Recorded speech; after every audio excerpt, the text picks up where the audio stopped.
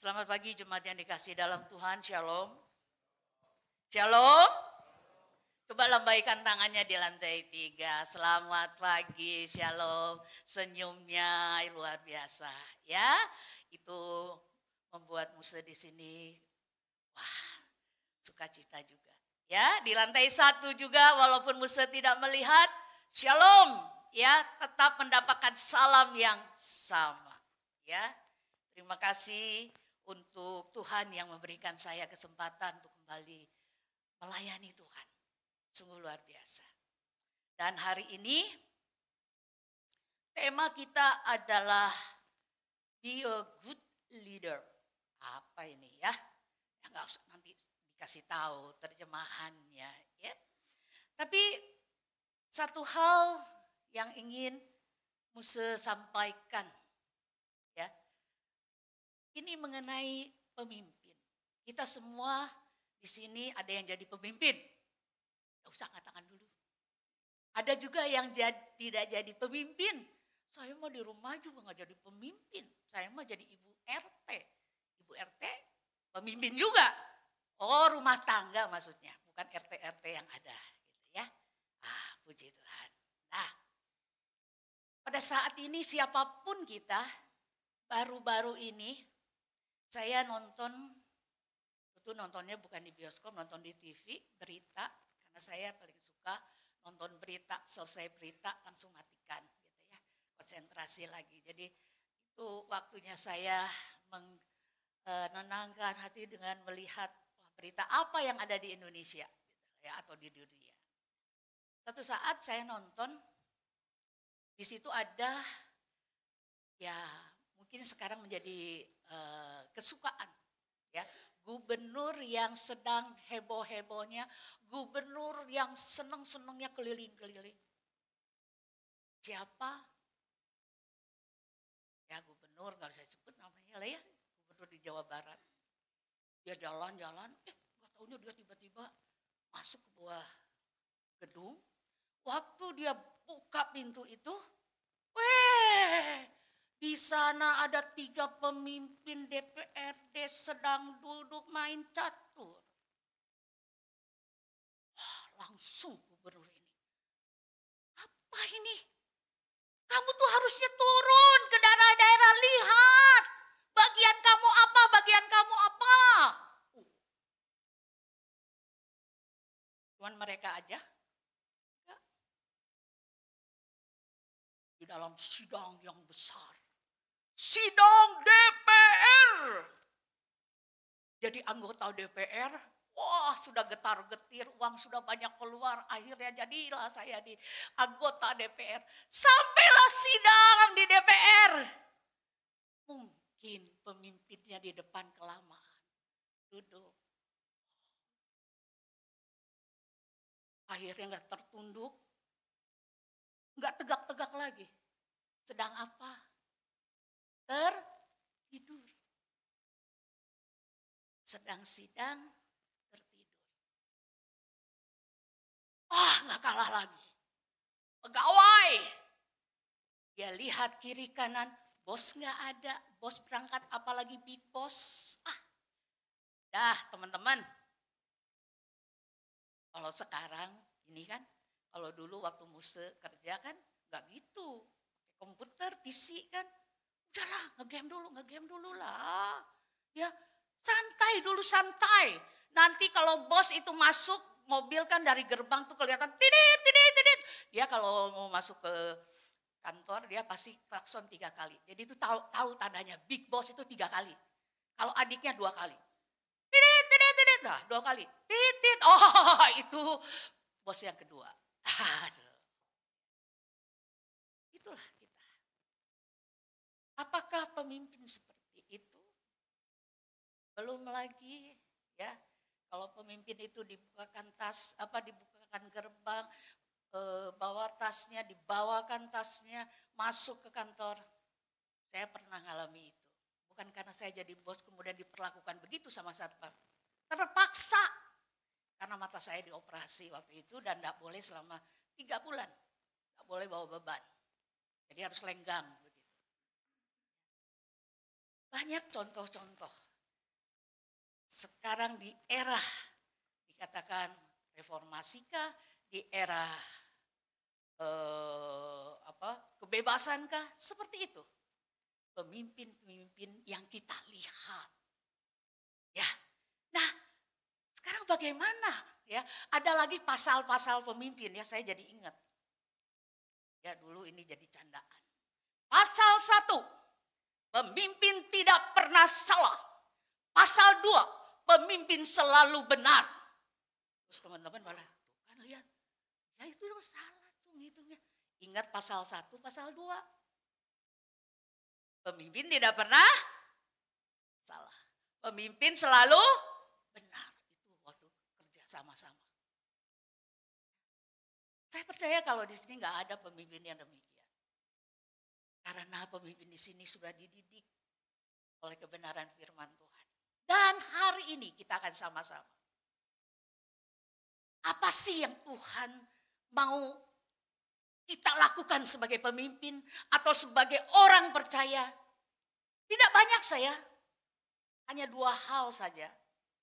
Tetapi 2 hal ini sulit untuk kita lakukan. Termasuk saya, sangat sulit saya mengakui di hadapan Tuhan.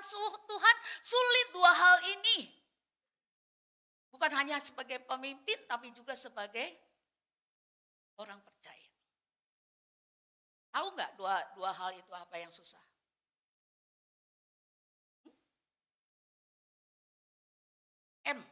2M. Bukan mencuci, menyapu, bukan. Tapi 2M ini adalah bagaimana kita belajar sebagai pemimpin. Kita belajar sebagai orang-orang Kristen, seorang yang sudah percaya di mana Tuhan sudah memberikan teladan 2 hal ini. Dan kita akan belajar 2 hal ini. Yang sulit ini, tetapi sumbernya adalah dari Tuhan. Jadi tidak ada yang tidak mungkin, tidak bisa. Dan 2 hal ini adalah apa? Mengasihi dan melayani. Sulit. Mengasihi sulit. Banyak alasan untuk tidak mengasihi. Banyak alasan juga toh untuk tidak melayani. Ya, banyak alasan. Tapi bagaimana hari ini Kristus sendiri memberikan pengajaran teladan kepada saudara dan saya. Kenapa engkau tidak mengasihi? Kenapa engkau tidak mampu mengasihi? Mengapa engkau tidak mau melayani? Siapa engkau?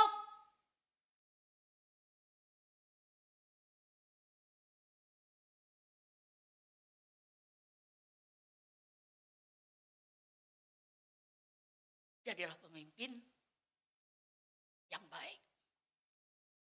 Dan bagian firman Tuhan yang kita akan baca ini sepertinya dari bulan Maret sampai bulan April. Di situ saja kita bicara. Tapi inilah kekayaan daripada firman Tuhan. Semakin kita baca, semakin kita renungi, semakin kita pelajari, semakin kaya. Lebih daripada minyak yang bisa memperkaya bangsa. Firman Tuhan ini sangat kaya. Jadi saya berharap jemaat tidak, kok dari sana lagi, ceritanya begitu lagi.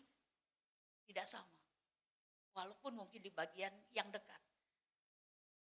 Minggu lalu, Rasul Hulda di Yohanes yang 12 ya. Kemudian sekarang Yohanes 13. Wah, eksposisi kita. Luar biasa jemaat ini ya. Terus diperkaya. Nah, kita akan buka dulu doa dari Yohanes 13 ayat 1 sampai dengan 17.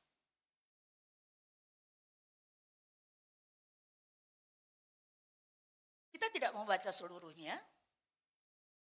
Jemaat, saya akan membaca ayat 1, 2 sampai dengan 5. Jemaat akan membaca dari ayatnya yang ke-12 sampai dengan 17. Ada bagiannya, jangan keasikan dengar suara saya. Walaupun tidak merdu gitu ya, tapi terus aja baca nanti lupa ya. Ingat jemaat ayat berapa? 12 sampai 17, 5 ayat. Siap. Yesus membasuh kaki murid-muridnya. Sementara itu sebelum hari raya Paskah mulai, Yesus telah tahu bahwa saatnya sudah tiba untuk beralih dari dunia ini kepada Bapa. Sama seperti ia senantiasa mengasihi murid-muridnya, demikianlah sekarang ia mengasihi mereka sampai kepada kesudahannya. Mereka sedang makan, ayat yang ketiga, Yesus tahu bahwa Bapaknya telah menyerahkan segala sesuatu kepadanya. Dan bahwa ia datang dari Allah dan kembali kepada Allah. Lalu bangunlah Yesus dan menanggalkan jubahnya. Ia mengambil sehelai kain lenan dan mengikatnya pada pinggangnya. Kemudian ia menuangkan air ke dalam sebuah basi dan mulai membasuh kaki murid-muridnya, lalu menyekanya dengan kain yang terikat pada pinggangnya itu. Silakan. Sesudah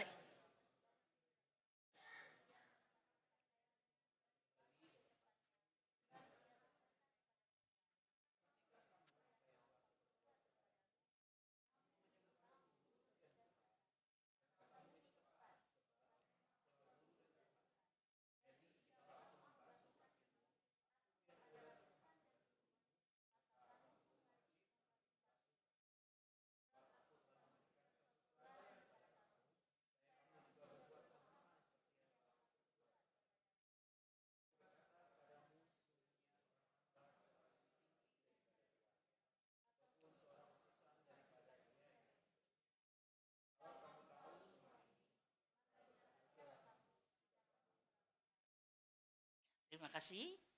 Berbahagia bagi mereka yang membaca, merenungkan, terlebih lagi melakukan firman Tuhan. Ya, di sini ada gambar. Kenal nggak? Nggak kenal, tapi tahu ya. Udah kenal gitu? Ya, enggak, kalau kenal betul enggak. Tapi tahu. Siapa? Siapa? Barack Obama. Yang bisa jawab nanti ambil hadiah di toko ya. Kalau musuhnya ada toko. Yang kedua, kita punya kesan, Barack Obama ini orangnya baik, lembut, pernah tinggal di Jakarta, senang. Senang nggak ngelihat Barack Obama? Senyum-senyum. Kalau saya punya pacar, kata yang perempuan, selembut dia, semanis dia, setinggi dia, halu-halu, gitu ya. Yang kedua, ini siapa? Siapa? Tadi orang Obama suaranya agak lebih banyak ya. Kok sekarang? Karena nggak memimpikan punya suami seperti ini mungkin ya. Oh, Hitler, mengerikan. Ya, mungkin begitu ya. Nah, tapi jangan salah. Ya, di zaman kini ternyata ada juga lah selain pemimpin-pemimpin masa lalu di abad-abad yang lalu, tapi juga ada pemimpin milenial. Iya, ini sudah jadi pemimpin loh. Usianya berapa? 31 tahun sampai 37 tahun. Boro-boro musuh mau jadi pemimpin usia begitu ya. Ada sudah di sini yang jadi pemimpin usia 31, pemimpin perusahaan. Iya, saya pimpin perusahaan siapa? Babe. Bisa begitu juga, betul. Ya, tidak masalah. Tapi dari muda sudah jadi pemimpin. Itu idaman dari wanita-wanita biasanya. Kenapa? Oh, sudah mapan hidupnya. Ya, ini ganteng, gagah ya. Aduh, ini luar biasa, muda-muda sudah jadi perdana Menteri Prancis. Ya, kalau mau tahu yang lainnya ada yang 31 paling bawah itu, ya itu juga Perdana Menteri George dia. Masih muda sudah jadi Perdana Menteri. Ya, luar biasa bukan? Tapi gimana sih kalau pemimpin itu di dalam kehidupan dan bagaimana di pandangan setiap orang yang dipimpinnya. Baik itu di perusahaan, baik di organisasi, di gereja juga ya. Kalau dikasih tahu wajah ini, bagaimana ini? Saya tahu itu. Saya tahu nih. Pemimpin ini gini. Oh, cerita. Nah, nanti mungkin kita tidak jadi pemimpin lagi nih. Mungkin setahun, 10 tahun, 20 tahun yang akan datang. Terus kalau ngelihat wajah kita, ya begitu adalah fotonya, kita ditunjuk-tunjuk apa? Ya. Wah, ini yang paling mudah jadi pemimpin, ya jadi majelis gitu, ya. Nah, Abraham Lincoln dia mengatakan satu quotes yang baik dan saya ingat ini. Kalau kamu mau lihat karakter orang, bukan hanya pemimpin, ya. Coba berilah dia kekuasaan. Beri jabatan dia. Yang tadinya dia mengejalan. Selamat pagi, gimana kabarnya? Begitu kasih jabatan, orang lain itu. Selamat pagi dong, apa pula? Ya, wah, lewat sini lagi, dia nggak tunduk. Kamu tunduk, sekarang saya sudah ada jabatan. Suaranya lebih keras, biasanya selamat pagi, sekarang lebih. Selamat pagi, selamat pagi. Wah, suara lebih keras. Saya berpikir, ya juga, saya juga bertemu dengan beberapa orang, ya ingin tahu karakternya seperti apa. Kasih kekuasaan, kasih jabatan. Berubah nggak dia? Berubah lebih begini atau berubah lebih begini? Bapak Ibu, hati itu di mana sih? Hati itu di mana Tuhan kasih? Letaknya hati di mana? Bu dokter, letak hati di mana Bu? Di sini ya Bu, di tengah-tengah ya Bu. Di sebelah kanan ya, betul? Kanan kiri. Jadi kalau duduk, rendah hati. Kalau mulai tegak begini, mulai jalannya begini, tinggi hati. Ada di sini hati. Saya pikir-pikir, iya juga Tuhan itu luar biasa ya naruh hati. Ingat, hati di sini betul. Kalau kita merendah, kita rendah hati. Atau kita sudah melihat kepalanya sudah meninggi begini, walah itu tinggi hati. Ada yang tengah. Ya. Jadi ingin lihat karakter orang, kasih jabatan. Lihat perubahannya seperti apa. Ya, jadi para pemimpin nih mau ada reformasi, mau ada formasi baru. Berikan aja jabatan. Ya kepada seorang. Tapi beda dengan ini. Siapa dia? Siapa dia? Gak kenal? Paling tidak kita bisa sebut siapa? Maaf Tuhan, mereka gak tahu siapa. Siapa? Tuhan. Ya, dia berbeda. Esensi, ya, esensi dasar daripada kepemimpinan. Saya belajar, itu adalah melayani. Itu esensinya. Kenapa kresek-kresek? Agak mengganggu ini. Melayani. Hal ini sering kali dilupakan orang dan banyak orang atau banyak pemimpin yang justru menuntut dilayani. Mereka menggunakan jabatannya, kekuasaannya justru untuk menekan mereka yang semestinya dilayani. Tapi Yesus punya prinsip dalam melayani. Sama seperti anak manusia datang bukan untuk dilayani, melainkan untuk melayani. Dan untuk memberikan nyawanya. Mengorbankan dan berkorban. Menjadi tebusan bagi banyak orang. Prinsipnya beda, esensinya beda kalau jadi pemimpin. Tidak dilayani tapi bagaimana melayani. Berkorban. Sehingga dikatakan kepemimpinan yang diajarkan Yesus adalah kepemimpinan yang melayani. Walaupun mungkin kita dipanggil bos, tapi bukan masalah jabatannya bos itu. Ya kita akui dia adalah bos kita. Tapi di dalam kehidupannya bagaimana? Dan ini satu tantangan, kalau bos itu tidak sesuai, bagaimana? Apa yang harus saya lakukan? Di ujung khotbah saya akan beritahu 2 langkah menghadapi bos yang bukan sesuai dengan apa yang diajarkan Yesus. Tidak apa-apa, kita belajar. Ada 4 Injil. Kita ada 4 Injil, Matius, Markus, Lukas, Yohanes. Ada beberapa hal yang perlu kita ketahui. Saya tidak mengulang kembali apa yang disampaikan oleh Lauselista. Yohanes, prolognya ini, isinya ini, epilognya ini, prolognya ini enggak. Saya hanya memberitahu kepada jemaat untuk menambah wawasan kita, pengetahuan kita. Kalau Matius, Markus, Lukas tersendiri dia, sinoptik. Kemudian yang satu Yohanes. Ini ada perbedaannya antara 3 kitab Injil ini dengan 1 Injil Yohanes. Kalau saya membaca Yohanes, itu Yohanes itu sepertinya membuat hati saya itu diaduk-aduk gitu ya. Tapi ketika kita 3 Injil yang lain, ya kita juga tahu ada bahasa yang digunakan oleh setiap rasul. Beda. Dan kita ketahui kalau 3 daripada Injil ini atau Matius, Markus, Lukas ini, mereka berbicara tentang kemanusiaan Tuhan Yesus. Raja Yahudi, anak manusia, penyelamat dunia.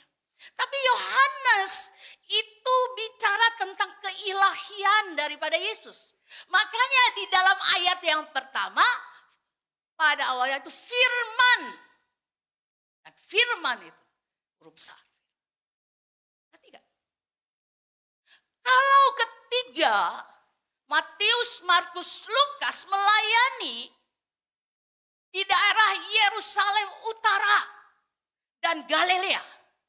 Yohanes itu Yerusalem Selatan dan Yudea. Kalau di 3 Injil itu Tuhan Yesus bicara dengan singkat, tetapi pengajaran Yesus di dalam Yohanes itu lebih panjang, lebih luas. Kalau kita pelajari secara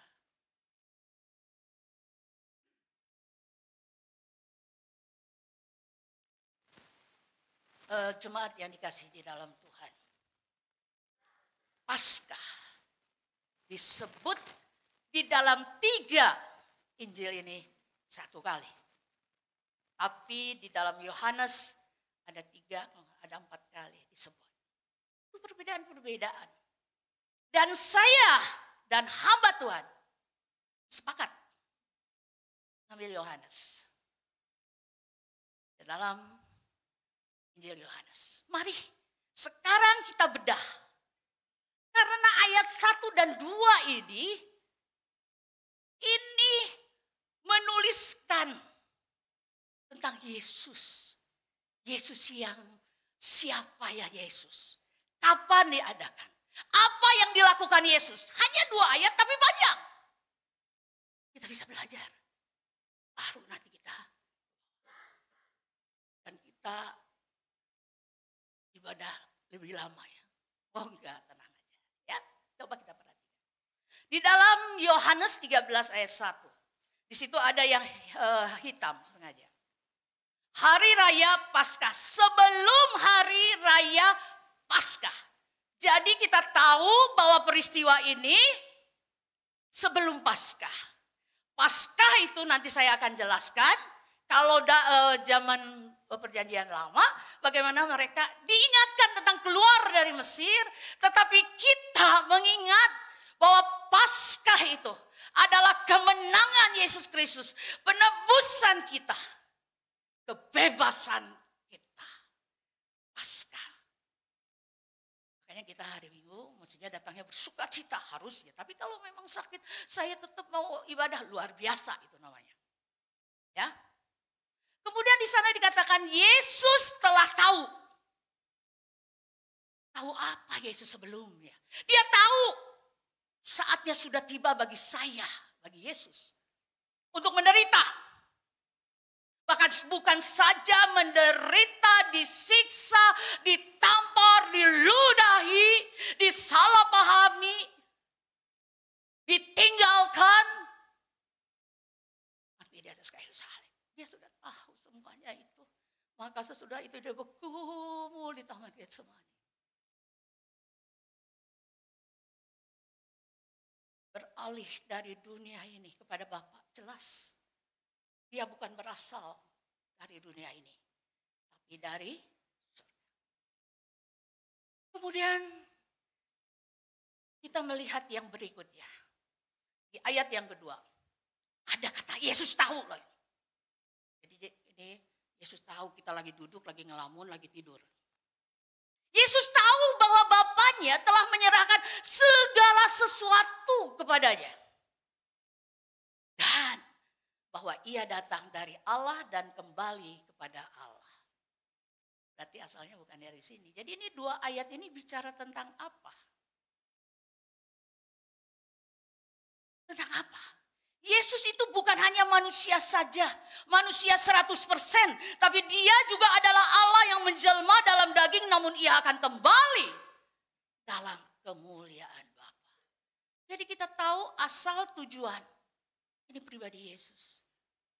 Asal tujuannya. Yang kedua, kita belajar dari bagian ini. Dari dua ayat ini saja. Yesus sebagai Tuhan atas segala ciptaannya. Berarti kita tahu ada otoritas. Lihat, pribadi, asal dan tujuannya. Dia bukan dari sini, dia dari surga, dan dia adalah Allah, dan dia adalah penguasa, punya otoritas. Sebentar. Di sana di dalam ayat yang pertama, dikatakan di dalam yang hitam. Perhatikan, ia senantiasa mengasihi murid-muridnya, demikianlah sekarang ia mengasihi mereka sampai kepada kesudahannya. Ini yang Yesus lakukan. Dia punya otoritas, dia Allah Maha Tinggi, pencipta. Di sini gak ada yang bisa mengakui. Tapi lihat di ujung ayat 2. Mengasihi murid-muridnya. Seperti apa dia mengasihi? Ia mengasihi mereka sampai kepada kesudahannya. Agapau, mengasihi, telos, kesudahan, tujuan akhir secara penuh. Dia mengasihi murid-muridnya. Dia mengasihi secara keseluruhan, mutlak, sepenuhnya, sempurna. Dia tahu nggak bakal disangkal oleh muridnya? Dia tahu nggak bakal dikhianati? Dia tahu nggak akan ditinggalkan? Tahu. Waktu khotbah saya sebelumnya, dia tahu semuanya. Tapi apakah kasihnya berkurang? Tidak. Itu kasih yang sempurna.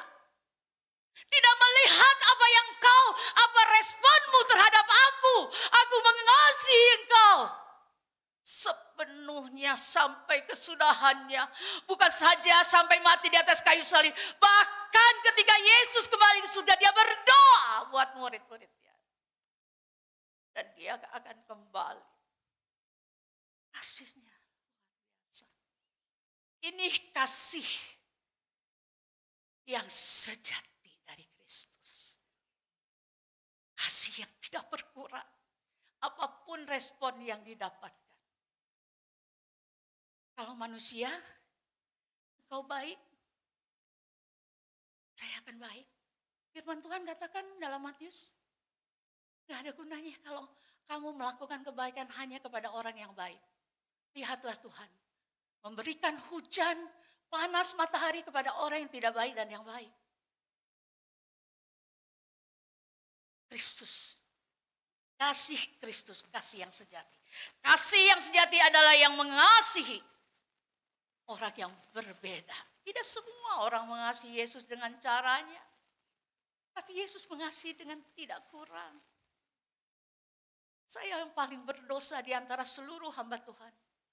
Paulus mengatakan, aku ini orang yang paling berdosa dari seluruh rasul-rasul. Dan saya juga adalah orang yang paling berdosa. Tetapi saya dikasih Tuhan tidak kurang. Walaupun seringkali saya mengecewakan Tuhan. Tidak taat sama Tuhan. Sombong sama Tuhan. Kasih Yesus yang sejati mengajarkan untuk mengasihi tanpa syarat. Yang berarti orang tidak perlu melakukan apa-apa dulu baru saya mengasihi.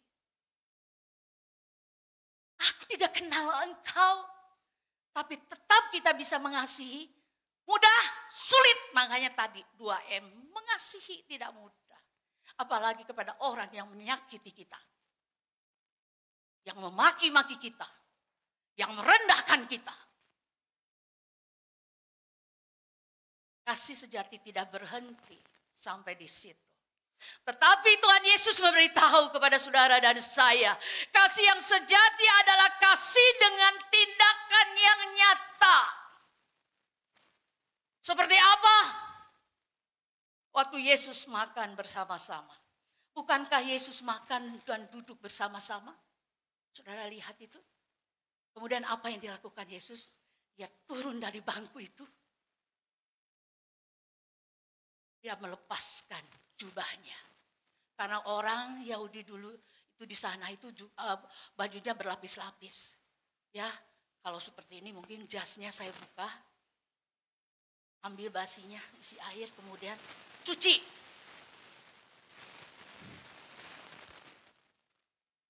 Maaf ya. Dia mencuci satu-satu dari kaki murid-muridnya. Kenapa Yesus mengambil contoh ini?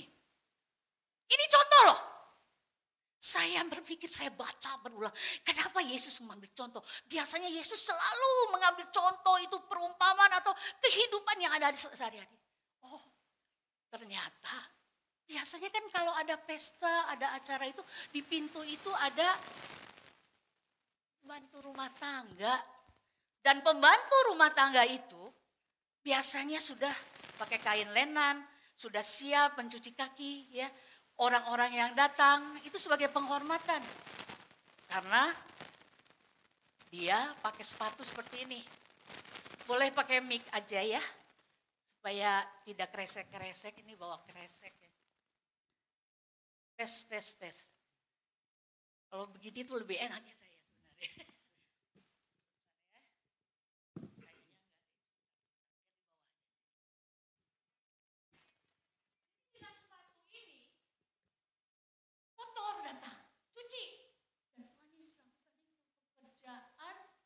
Pembantu rumah tangga.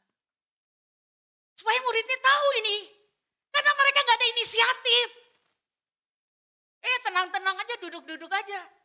Akhirnya Yesus ambil inisiatif. Dia turun dari bangku. Dia cuci kaki murid-murid satu-satu. Ini yang saya terpikirkan ketika saya membaca ini. Iya, kenapa? Sampai harus Tuhan Yesus. Ya. Jadi dia mengambil inisiatif. Yesus memberi teladan dan mengajarkan murid-muridnya untuk bersedia merendahkan diri. Yang tadi saya katakan hati ada di sini. Merendahkan diri kok gak bisa sih. Dan saling melayani satu dengan yang lain. Itu yang sedang diajarkan oleh Tuhan Yesus. Kamu punya inisiatif. Jangan disuruh. Datang ibadah mesti jam berapa? Kalau ini sudah ditutup, apakah boleh nerobos masuk? Tunggu sampai hamba Tuhan di sini selesai berdoa. Kenapa? Punya inisiatif datang, bukan pas-pasan tetapi sebelum waktunya. Itu inisiatif, bukan lagi perintah dari apa? Aturan dari gereja. Ini apa nih? Gara-gara nih gembala nih, aduh cerewet gitu. Kok disiplin amat sih? Iya, ibadah dengan Tuhan itu teratur.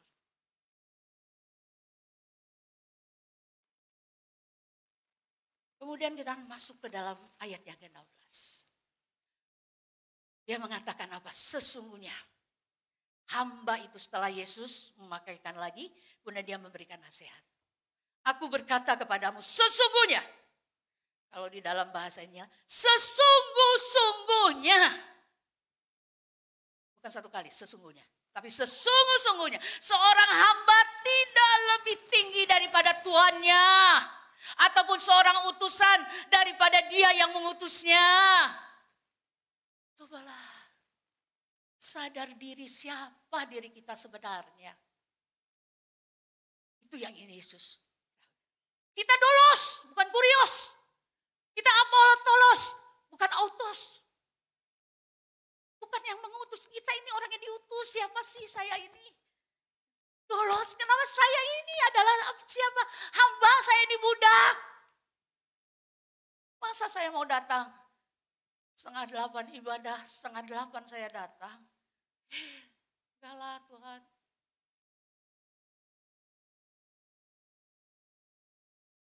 Ini baik enggak? Baik enggak? Apa yang diteladankan oleh Tuhan Yesus? Mengenai kasih-Nya yang sempurna, yang full, penuh. Tuhan melayani dengan rendah hati, inisiatiflah. Baik, baik. Mengerti, mengerti. Paham, paham. Tapi ayat 17, baca sama-sama. 1, 2, 3. Jikalau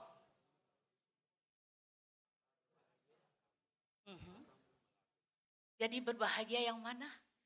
Jika kita melakukannya. Apa yang sudah diteladani oleh pemimpin kita? Tidak selamanya pemimpin itu memberi contoh yang baik. Ada yang baik di dalam hidupnya, contoh. Dan terlebih lagi pada Yesus, teladan agung kita. Sudah memberikan contoh bagaimana mengasihi dengan kasih yang sejati. Dan bagaimana kita harus rendah hati melayani. Apapun pelayanan itu. Hanya bos-bos yang punya kursi bos. Tapi kita semua punya kursi di gereja ini masing-masing berbeda-beda. Bisa berdiri dan lakukan pelayanan. Karena firman Tuhan di dalam 1 Yakobus 4 ayat 17.